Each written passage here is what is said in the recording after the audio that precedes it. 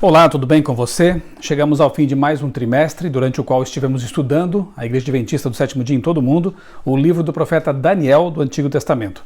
Usamos para isso o guia de estudos, que nós chamamos de Lição da Escola Sabatina, é produzido um a cada 3 meses. O objetivo é estimular as pessoas a estudar mais a Bíblia, a aprender mais profundamente ali as doutrinas, os ensinamentos, os temas da Palavra de Deus. Essa foi a lição desse trimestre, Daniel. Do próximo já está aqui comigo, já garanti a minha, né? Como interpretar as Escrituras, começa então na próxima semana, um tema muito importante. Muitas pessoas aí têm dúvidas sobre como estudar a Bíblia, como interpretar os textos sagrados, então isso é muito importante para que nós possamos compreender adequadamente esse livro tão especial, necessário para nossos dias, mais do que nunca. À medida que nos aproximamos da volta de Jesus, precisamos realmente conhecer a Palavra de Deus. Esse material você encontra no site da Casa Publicadora Brasileira, que é a editora que no Brasil produz a lição da Escola Sabatina, cpb.com.br. Você pode inclusive assinar a lição para receber tranquilamente aí em sua casa a cada 3 meses. Eu quero também recomendar para você, antes de nós partirmos aqui para o estudo do capítulo 12 de Daniel, que foi o tema da semana, que estudamos durante toda a semana, alguns livros que são muito úteis aí para compreender o livro de Daniel, as profecias de Daniel. Um deles, todos eles são da Casa Publicadora Brasileira. Um deles, Uma Nova Era segundo as profecias de Daniel, do escritor Mervyn Maxwell, um livro muito bom, muito detalhado, nos aspectos assim históricos, vale muito a pena você ler, conhecer esse material aqui. O outro, que é do próprio autor da lição da Escola Sabatina deste trimestre, que é o pastor Dr. Elias Brasil de Souza, por sinal foi meu professor no mestrado em teologia lá no NASP, grande estudioso da Palavra de Deus, hoje ele dirige o Centro de Pesquisas Bíblicas da sede mundial da Igreja Adventista lá nos Estados Unidos. E ele escreveu esse livro aqui, o livro Daniel, uma profecia para o nosso tempo, como auxiliar para a lição da Escola Sabatina que ele mesmo escreveu para este trimestre. Então fica aqui também a dica. E o outro é este aqui, do Dr. Jacques Doucan, professor muito conhecido, um teólogo muito conhecido, de origem judaica, Segredos de Daniel, Sabedoria e Sonhos de um Príncipe no Exílio. Livro muito bom também, muito profundo. São materiais que podem ajudar você a ter uma compreensão mais aprofundada desse livro tão importante que é o livro de Daniel. Daniel e Apocalipse formam assim mais ou menos um conjunto, né? Um do Antigo Testamento, Apocalipse do Novo Testamento, são profecias que nós chamamos de apocalípticas e algumas pessoas inclusive entendem que nesta época em que estamos vivendo aí um confinamento por causa do vírus Covid-19, né? Por causa dessa doença, do coronavírus na verdade, que aponta naturalmente para Mateus 24 e Lucas 21 e outros textos bíblicos proféticos que colocam ali entre os sinais que indicam a proximidade da volta de Jesus a incidência de pragas, de pestes, de epidemias. Portanto, é um momento bastante adequado, bem apropriado para nós pararmos um pouco e pensarmos em nossa vida, como está o nosso preparo espiritual para a volta de Jesus, porque os sinais têm se demonstrado muito claros. E quando você lê Mateus 24, por exemplo, você percebe que quando todos esses sinais estivessem acontecendo ao mesmo tempo e com intensidade nunca antes vista, nós temos visto aí terremotos, além de epidemias, né? Guerras, rumores de guerras, incerteza quanto ao futuro, pessoas com medo do amanhã, crises e por aí vai, tantas coisas acontecendo, nós podemos perceber realmente que quando virdes todas essas coisas acontecer, levantem a cabeça porque a redenção de vocês está próxima.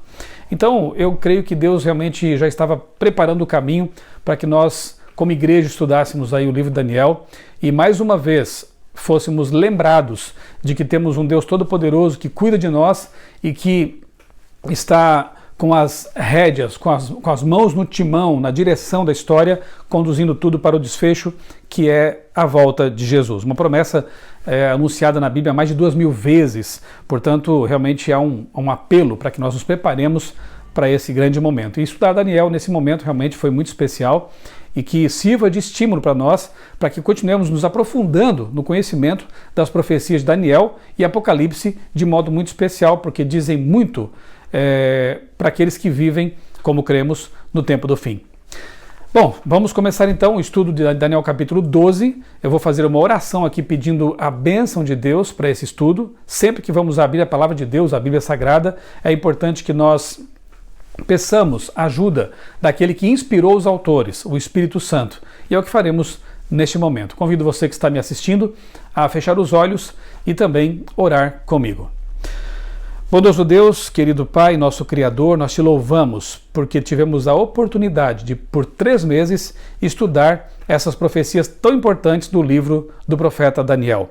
Ajuda-nos, Senhor, a incorporar em nossa vida, a guardar em nossa mente, em nosso coração, esses conceitos, essas verdades, essas revelações e, principalmente, essas promessas de esperança que nós encontramos, mais uma vez, no livro de Daniel.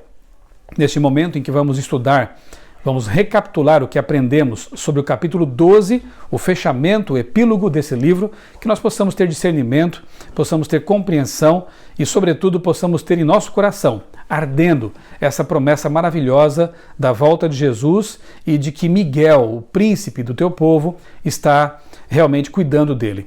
Dá-nos a tua paz, Senhor, dá-nos as tuas bênçãos e, como já disse, a compreensão adequada do estudo deste capítulo. É o que nós pedimos, agradecidos em nome de Jesus. Amém. Só para recordar, o livro de Daniel, escrito cerca de 600 anos antes de Cristo, é algo realmente fabuloso. Eu me lembro que quando eu estudei pela primeira vez esse livro, eu que não nasci num lar adventista, eu que quando tinha lá meus 18, 19 anos, estudei a fundo as profecias, comparando tudo isso com a minha Bíblia, com a pesquisa científica também. Acabei abraçando o adventismo e o criacionismo com base nesse estudo aprofundado. E eu me lembro quando eu estudei pela primeira vez Daniel capítulo 2, eu fiquei fascinado e eu percebi que a Bíblia realmente só pode ser um livro inspirado por Deus. Porque como é possível que num capítulo da Bíblia, num único capítulo, toda a história da humanidade possa ter sido desvendada, ter sido anunciada 600 anos antes de Cristo, com tamanho grau de detalhamento. Como é possível que nos capítulos 7 e 8, por exemplo, Daniel, inclusive, dê nome aos impérios que viriam após Babilônia, Grécia, Medopérsia, com tantos detalhes, inclusive mencionando ali reis como Alexandre o Grande. Isso é realmente muito impressionante e é uma tremenda evidência de que a palavra de Deus, a Bíblia Sagrada, trata-se de um livro inspirado por Deus, um livro que não foi realmente meramente feitura humana.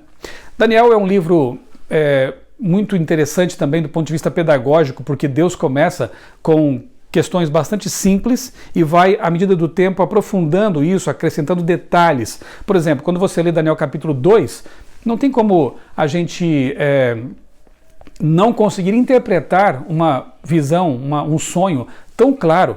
E que Daniel também interpreta ali na sequência, nos deixando assim bem claro o fato de que se trata de sucessão de impérios. Quando chegamos ao capítulo 7, nós vemos ali outros elementos simbólicos, animais estranhos, animais inclusive que não tem que ver com o santuário, como veremos depois no capítulo 8, animais que, assim como a estátua, representavam também os mesmos reinos representados na estátua. No capítulo 8, como Deus quer chamar a atenção de Daniel para o santuário, ele utiliza outros animais, no caso um carneiro e um bode, e por meio desses animais ele novamente repete aquilo que já havia ensinado nos capítulos 2 e 7. Portanto, há um acréscimo de detalhes, mas um paralelismo muito interessante. E esse paralelismo que aponta para o historicismo, ou seja, essa forma de interpretar as profecias que se demonstra ser a mais lógica, a mais coerente, a mais bíblica, diferentemente do futurismo, do preterismo, do idealismo, que são outras correntes, outras formas de interpretação profética. O historicismo se demonstra realmente o mais coerente com a palavra de Deus. E ao estudarmos esse paralelismo entre as profecias, nós temos segurança, porque assim nós não viajamos, como dizem alguns, não viajamos na maionese ao tentar interpretar as profecias. Acontece a mesma coisa no Apocalipse.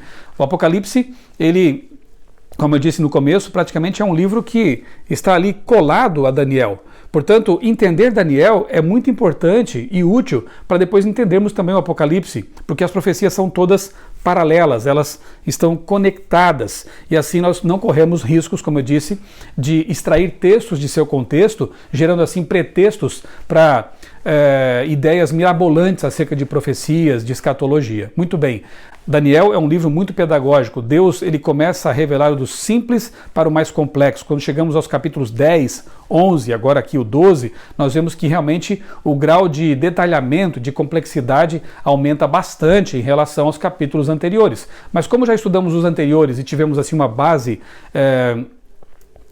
sólida, né, e bem compreensível, fica mais fácil entender depois os capítulos que eu chamei aqui de mais complexos e mais detalhados. Daniel também revela o esforço de Deus em alcançar as pessoas na realidade em que elas estão. Quando Deus revela a Nabucodonosor um sonho, ele usa uma estátua comum lá na cultura babilônica, e assim ele se faz compreender a um rei pagão. Quando ele fala com Daniel, ele utiliza animais, como eu já disse, próprios do templo, e ele então se revela a Daniel com aqueles elementos que eram bem conhecidos para Daniel. Isso é uma tremenda lição para nós que fomos encarregados por Deus de pregar o Evangelho. Temos que procurar sempre contextualizar a mensagem de modo que ela se torne relevante e compreensível às pessoas. Jesus foi o mestre nisso, né? Ele utilizou parábolas, utilizou metáforas, histórias comuns naquele contexto lá de Jerusalém, do primeiro século, né?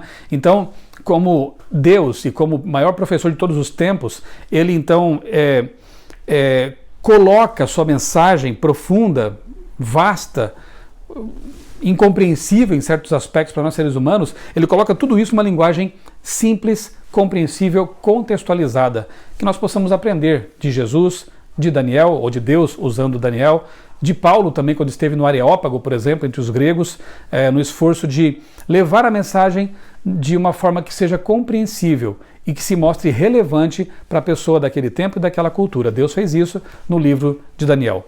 Daniel capítulo 1 começa com uma triste história, nós já estudamos isso e conhecemos bem, em que um rei pagão vai até Jerusalém e leva cativos vários judeus, entre os quais Daniel e seus 3 amigos, que foram um tremendo testemunho ali em Babilônia.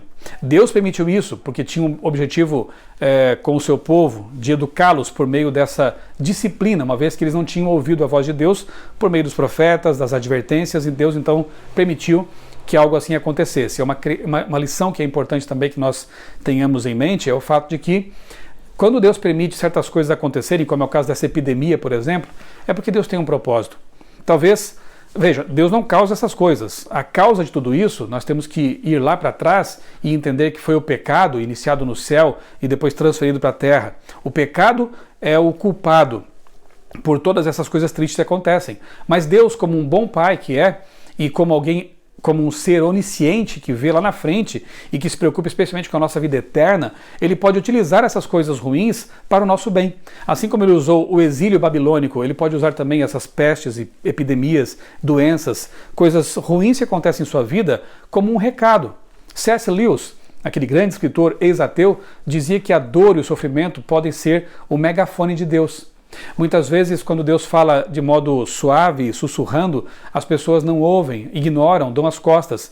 E é preciso, então, que Deus use o megafone, que são essas coisas difíceis, ruins, desafiadoras, que fazem com que as pessoas percebam suas limitações, suas fragilidades e muitas vezes se voltem para Deus como uma resposta, como a solução, como um socorro bem presente na tribulação. Daniel viveu isso, seus amigos também, mas foram fiéis. Decidiram firmemente não se contaminar com a cultura que os circundava. Eles são um tremendo exemplo dos jovens de hoje que vivem em universidades secularizadas, universidades com ideologias contrárias à Bíblia, à palavra de Deus, mas que se decidem pela firmeza de propósito, pela firmeza moral, e assim são luzes por onde passam. Assim são sal da terra, como foi Daniel, como foram os amigos de Daniel. No capítulo 1 nós vemos Daniel sendo preso, sendo levado exilado.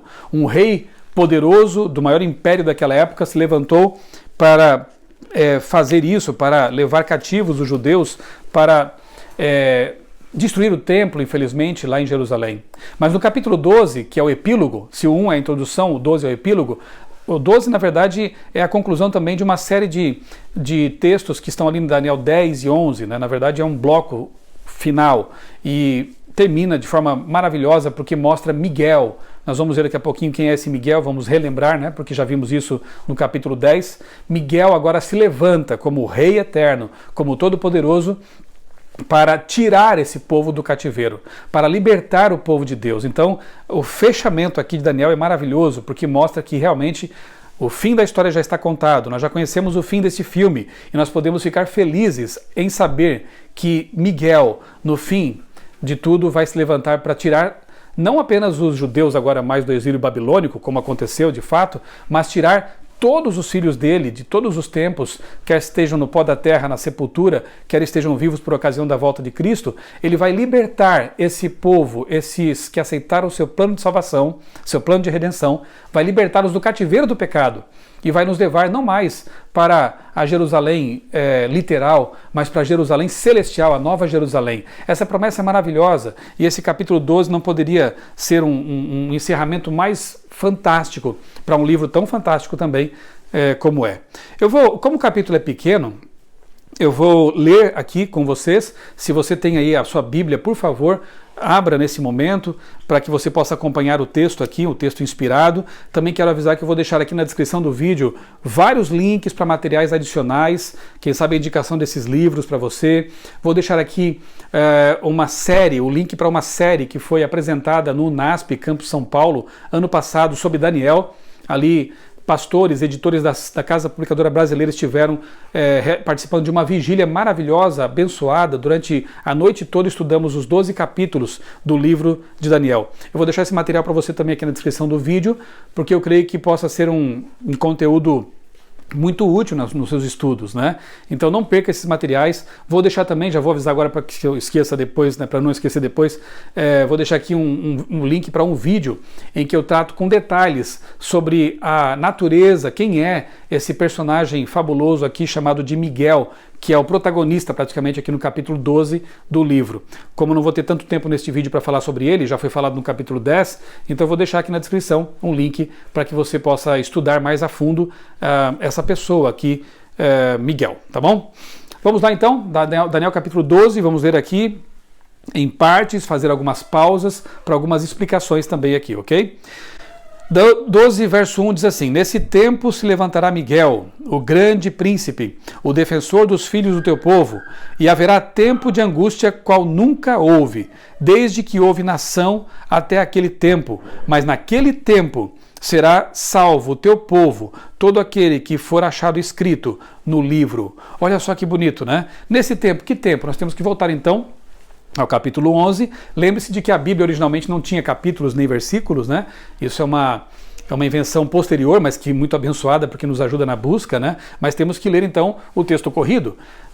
Nesse tempo aqui, o tempo referido é o finalzinho aqui do capítulo 11, né? Quando nós vemos aqui que o rei do norte, no caso a ponta pequena, o poder representado por esse rei do norte, armará as suas tendas palacianas entre os mares contra o glorioso Monte Santo, mas chegará ao seu fim e não haverá quem o socorra. Então, nesse tempo, está falando aqui realmente da batalha final, das convulsões finais aqui na terra, pouco antes da volta de Jesus. Nesse tempo se levantará Miguel, o grande príncipe, o defensor dos filhos do teu povo.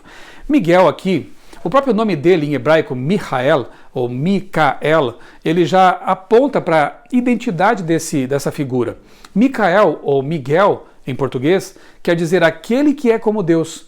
E o único que é como Deus, neste caso, é Jesus Cristo. Outra evidência de que Miguel só pode ser Jesus Cristo e não apenas um anjo, é que lá em 1 Tessalonicenses capítulo 4, é dito que a voz do arcanjo, no caso Miguel, é que os mortos ressuscitam, e somente Deus pode ressuscitar os mortos. Esse Miguel também é apresentado como anjo do Senhor em várias ocasiões no Antigo Testamento. Quando ele aparece para Moisés, por exemplo, na sarça, ali é dito que Moisés ele fala com o Eu Sou, né? Ali é dito que o Eu Sou, o Criador do Universo, fez contato, conversou com Moisés, e esse mesmo Eu Sou no Novo Testamento é identificado como sendo Jesus, né? Em João capítulo 8, verso 58, Jesus diz que ele é o Eu Sou, antes que Abraão existisse Eu Sou, e esse Miguel também é identificado como sendo o anjo do Senhor lá na sarça. É aquele que aparece para Manoá e sua esposa, pais de Sansão, que depois reconhecem como tendo tido um encontro com Deus, mas aparece ali um anjo. Veja, Jesus, como o Verbo eterno, aquele que se identifica com os seres criados, ele é homem, quando está aqui na terra entre os homens, mas ele também é como um anjo, não exatamente um anjo, quando está entre os anjos. Portanto, ele é o capitão das hostes celestiais. Ele é o arcanjo, aquele que é o primeiro, aquele que é o mais exaltado, o mais importante. Não sendo exatamente um anjo, como também não era exatamente um ser humano apenas, ele é aquele que se revela. Ele é o Todo-Poderoso, aquele que é Emanuel, Deus conosco. Micael, aquele que é como Deus. Portanto, se há alguma dúvida sobre esse assunto, por favor, assista ao vídeo que está aqui na descrição, para que você possa ter certeza absoluta de que quem vem defender o povo de Deus no final dos tempos não é simplesmente um anjo, mas sim Cristo. É o próprio Deus que vem na pessoa de Jesus, nessa figura que, quando aparece aqui esse se levantar, essa expressão no hebraico, ela tem que ver com uma atitude militar.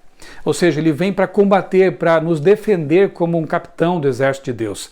É muito bom saber disso, né? Dessa promessa de que quando as coisas estiverem mais complicadas para o povo de Deus, neste momento, o próprio Jesus Cristo, o próprio Deus, o Filho de Deus, estará defendendo, lutando pelo seu povo. Aqui menciona também que estarão a salvo nesse tempo de angústia, né? Aqueles que tiverem seu nome escrito no livro. Esse livro, o livro da vida, é mencionado em outros textos da Bíblia, Apocalipse, por exemplo, e nós sabemos que as pessoas que têm seu nome escrito no livro da vida são aquelas que aceitaram Jesus como Salvador. São aquelas que deram importância à luz que lhes foi revelada e viveram à luz disso. Aquelas que compreenderam a verdade em parte ou totalmente, enfim, mas que viveram essa verdade por meio do poder de Jesus Cristo. São pessoas que aceitaram Jesus como seu Salvador pessoal, pessoas que entenderam que o resgate havia sido pago na cruz e aceitaram o sangue remidor de Jesus Cristo. Essas pessoas terão seu nome escrito no livro da vida do Cordeiro, portanto serão salvas. O texto continua dizendo o seguinte, verso 2: muitos dos que dormem no pó da terra ressuscitarão, uns para a vida eterna e outros para a vergonha e horror eterno. Olha só que interessante. Quando vamos a João capítulo 5, versos 28 e 29, você pode depois conferir em sua Bíblia, lemos ali que vem a hora em que todos os que estão na sepultura ouvirão a sua voz, a voz do arcanjo, a voz de Jesus. Uns sairão para a ressurreição da vida e outros para a ressurreição da condenação, que é a morte eterna, como explica melhor o Apocalipse. Veja, nós não vamos ter tempo agora de estudar aqui detalhes sobre essas duas ressurreições, mas quando estudamos o Apocalipse 20, por exemplo, nós entendemos que o mesmo João que escreveu o Evangelho, escreveu o Apocalipse, e lá em Apocalipse 20 ele detalha um pouco mais esse texto de João 5. Ele diz que haverá 1000 anos de intervalo entre as duas ressurreições.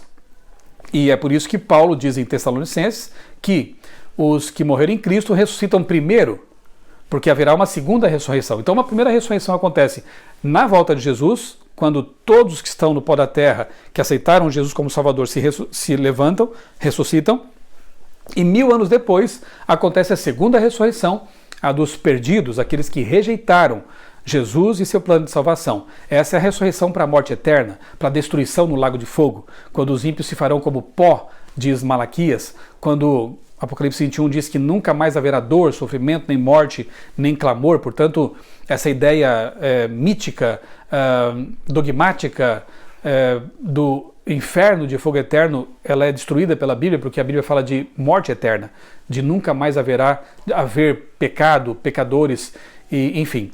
Bem, João fala de todos. Aqui Daniel fala de muitos. Como entender esse texto que diz que muitos que dormem no pó da terra se levantarão, alguns para condenação, outros para salvação? Veja só, Apocalipse capítulo 1, verso 7 diz que todo olho o verá, Jesus quando vier em glória, até mesmo aqueles que o transpassaram. Como assim? Quer dizer que os soldados que não se converteram, né? Aqueles soldados que foram muito maus e que mataram Jesus, quer dizer que Anás e Caifás, aliás, Jesus quando está falando com Anás e Caifás diz que alguns dos que estavam ali veriam o Filho do Homem vindo em sua glória, né? Como que Anás e Caifás poderiam ver Jesus em sua glória vindo nas nuvens dos céus? Como que esses ímpios que Apocalipse 1,7 descreve poderiam ver Jesus nas nuvens dos céus? Nós cremos, levando em conta esses textos e também esse aqui de Daniel, que haverá então, além da ressurreição geral de todos os santos por ocasião da volta de Jesus e dos perdidos 1000 anos depois, haverá também 2 tipos de ressurreições, uma especial e uma parcial, pouco antes da volta de Jesus. Por isso que Daniel diz que muitos, não todos aqui. Então, pouco antes da volta de Jesus, um grupo ressuscita para acompanhar esses últimos eventos, ver aquela nuvenzinha pequena que vai se aproximando até se revelar a nuvem de anjos que rodeia o Salvador. E outro grupo, infelizmente, será será formado por aqueles que foram os piores perseguidores da Igreja de Deus, aqueles que mataram Jesus, rejeitaram a Cristo, esbofetearam o rosto de Jesus, renegando o Salvador. Esse grupo também vai ressuscitar pouco antes da volta de Jesus para ver, contemplar aquilo que infelizmente fizeram. Só que esse grupo tornará a morrer, porque é dito por João, por Paulo também, o sopro da glória de Deus, a glória de Deus não poderá ser suportada então por esse grupo e eles voltarão ao pó da terra. O verso 3 para mim é muito especial, na verdade é o meu verso preferido na Bíblia. Todo mundo tem um verso preferido, um verso predileto, e esse aqui então é o meu. Verso 3 diz assim: os que forem sábios, pois resplandecerão como o fulgor do firmamento, e os que a muitos conduzirem à justiça, como as estrelas, sempre e eternamente. Eu acho muito especial esse verso porque ele mostra que aqueles que dormem no pó, ou que foram levados ao pó por causa do pecado, um dia vão resplandecer como estrelas para sempre. Do pó às estrelas, como diz o título da lição da Escola Sabatina dessa semana. Os que forem sábios, sábio não é aquele que acumula conhecimento, aquele que tem muita informação. Sábio é aquele que sabe aplicar esse conhecimento. E mais do que isso, sábio é aquele que reconhece, primeiro, que Deus existe, que existem muitas evidências espalhadas pelo universo que apontam para o Criador e que seria muita estultice negar isso e arriscar a vida eterna por conta de algumas dúvidas que podem ser superadas pelas certezas. Crer em Deus e que Ele existe é sábio. Como dizia Blaise Pascal, é apostar nos 50% mais certos, não é? Porque se, digamos assim, houvesse 50% de chances de Deus existir ou não, por que eu vou arriscar minhas apostas, digamos assim, usando uma linguagem meio profana, arriscar minhas fichas no não, sendo que o sim é bem provável? Então o sábio é aquele que reconhece sim que Deus existe, mas não só por questões matemáticas ou estatísticas ou de evidências científicas, mas porque ele experimenta em sua vida mesmo essa realidade. Segundo, sábio é aquele que aceita o plano de salvação que Deus oferece por meio de Jesus na cruz do Calvário. Aceitar isso é ser sábio, rejeitar isso é o contrário. E terceiro, sábio é aquele que partilha esse conhecimento com outras pessoas. É aquele que não guarda para si esse tesouro, é aquele que quer levar a outros esse conhecimento. Pessoas que vivem assim, um dia têm então a promessa aqui de que vão ser eternos, vão resplandecer como as estrelas. Por isso eu acho esse verso realmente muito, muito bonito. Ele resume aqui, quem sabe, a essência daquilo que acontece com os que vivem com Deus, do pó às estrelas. Aqueles que abraçam a sabedoria divina, bíblica, e compartilham com outros esse conceito, esse conteúdo. Verso 4, tu, porém, Daniel, encerra as palavras e sela o livro até o tempo do fim. Muitos o esquadrinharão e o saber se multiplicará. Aqui é dito algo interessante, diferente, né, em relação a outros livros. É dito que Daniel devia selar, cerrar, fechar as palavras do livro até o tempo do fim. E diz também aqui que nessa época, então, o saber, o conhecimento a respeito das profecias de Daniel se multiplicaria, e louvado seja Deus porque nós vivemos esse período. Eu tenho aqui comigo um livro muito interessante, As Profecias do Apocalipse e o Livro de Daniel, escrito por Isaac Newton, um dos maiores cientistas de todos os tempos, que foi também um grande teólogo. Um livro publicado póstumamente em 1723.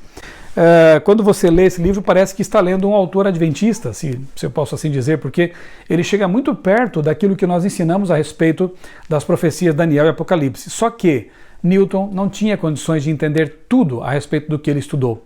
Ele aplicou seu pensamento matemático, a sua sabedoria, tanto quanto ele avançou no conhecimento das ciências, digamos assim, das áreas científicas, matemática, física, ótica, ele também avançou muito no conhecimento das profecias apocalípticas. Newton, a gente percebe por esse livro, queria muito compreender quando seria o juízo, quando seria o juízo final, o chamado juízo investigativo. Ele queria inclusive saber quando seria a data da volta de Jesus. Veja só, uma das grandes buscas da vida de Newton, desse grande homem da história da ciência era saber quando Jesus voltaria. Ponto interessante, né? Para aqueles que acham que é impossível harmonizar ciência com teologia, Newton aprova ao contrário disso.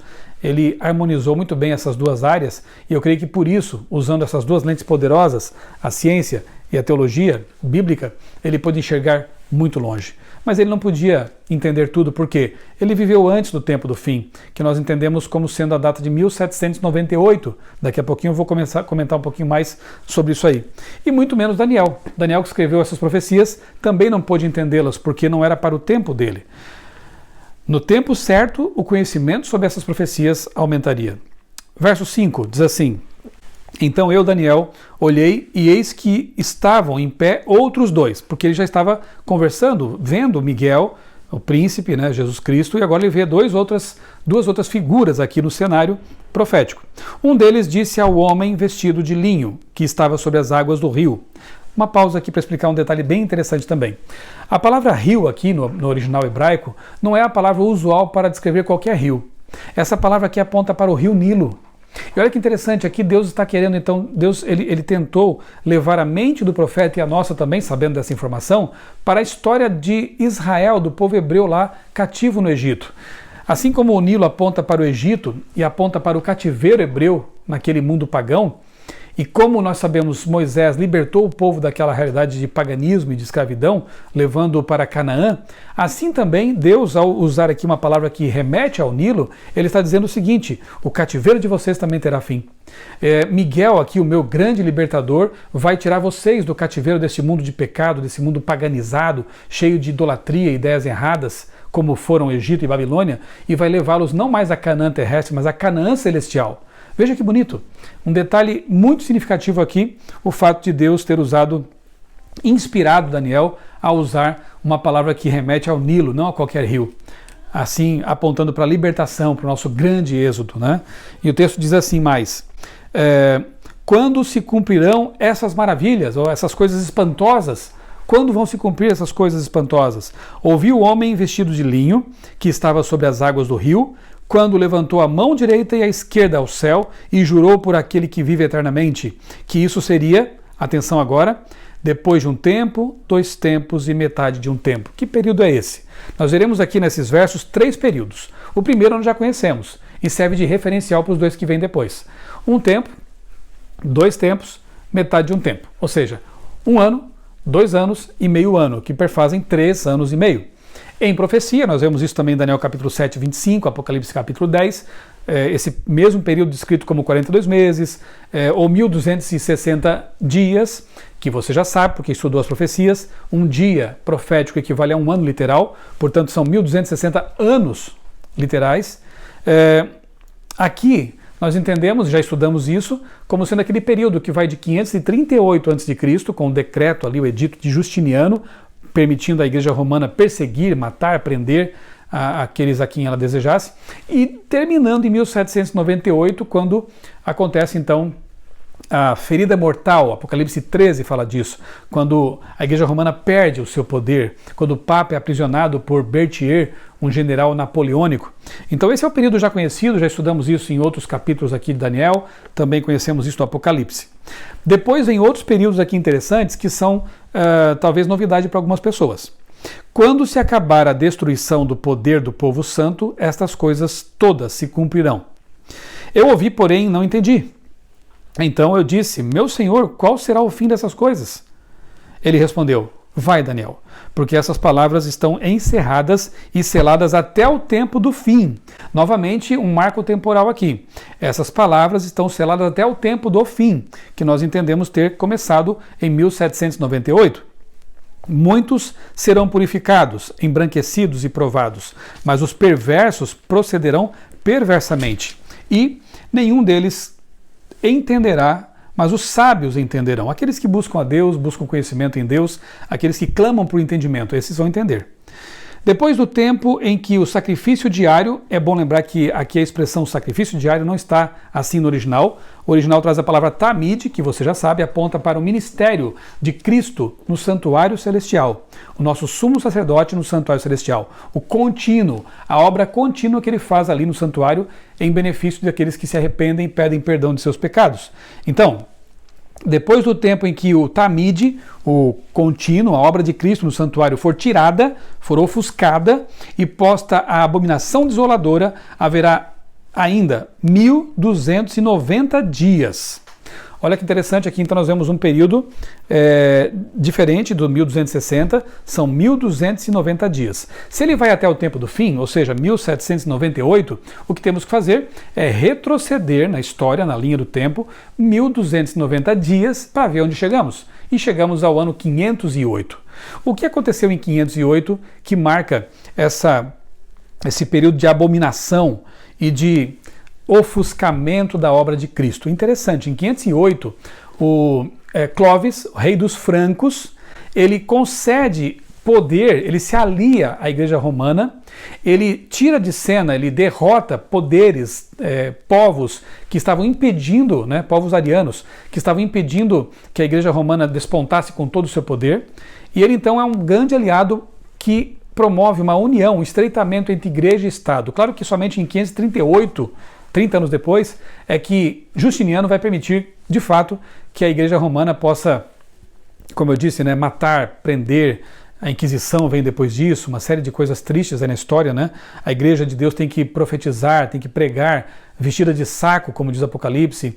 Ela vai para o deserto, E nós vemos aí os valdenses, por exemplo, nesse período, pregando a palavra de Deus, sendo perseguidos e mortos pela igreja oficial. Bem, quando Clovis, em 508, ele abre o caminho para a igreja romana, e então o ministério de Cristo, o tamid, ele é ofuscado porque em lugar de Cristo são colocados santos, seres humanos, pessoas passam a pedir perdão para seres humanos, para sacerdotes, enfim. Então isso é chamado aqui de abominação desoladora, porque é algo grave demais. Retirar os olhos do único intercessor, daquele que pode unicamente nos perdoar e interceder, rogar por nós e colocar em seu lugar seres humanos, isso foi realmente muito grave. É uma abominação realmente, como diz aqui o texto.